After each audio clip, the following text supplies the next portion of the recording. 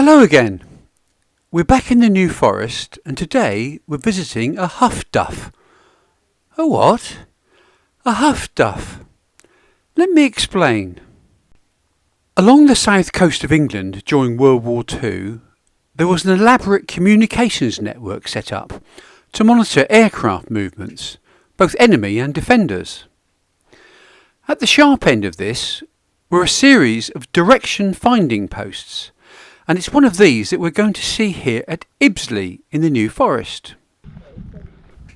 These direction finding posts used high frequency radio bands, so they came to be known as HF-DF, or Huff Duffs. Using a system of triangulation, two or more Huff Duffs, about 30 miles apart, could determine the direction and position of a defensive aircraft from their radio transmissions. Once this information was passed back to the sector control, defensive aircraft could be guided to intercept the enemy planes. Each of these posts was also equipped with a homer, a radio transmitter beacon to help Allied aircraft navigate their way home in bad weather. The Huff Duff would have been a 3-storey wooden tower, about 30 feet high. What we can see now is a brick blast wall to protect the tower from enemy bombs exploding nearby. As we walk inside the blast wall, we can see the outline of the foundations of the wooden tower.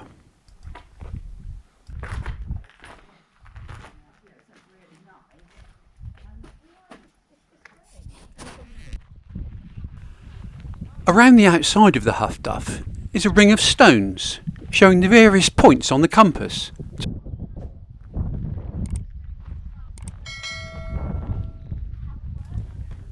Nearby we can see the foundations of the crew's living quarters and their air raid shelter.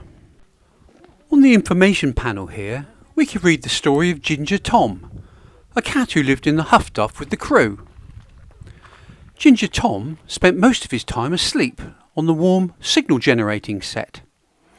The crew quickly noticed that whenever they received a radio transmission, Ginger Tom flicked his ears and shook his head.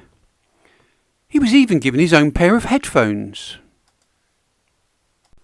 One evening in the summer of 1942, Ginger Tom started to twitch, but the crew couldn't find any radio transmissions. They sent up a bearing transmission anyway, while Ginger Tom continued to twitch. This went on for some time, with Ginger Tom's ears twitching, but the crew heard nothing. It turned out that an American pilot in a P-38 was lost, with one engine on fire and the other misfiring.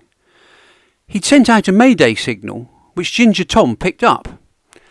The US pilot managed to plot his position and landed successfully at an airfield in Exeter. Ginger Tom probably saved the American pilot's life. At the end of the war, Ginger Tom was adopted by a local family and lived out the rest of his life in happy retirement.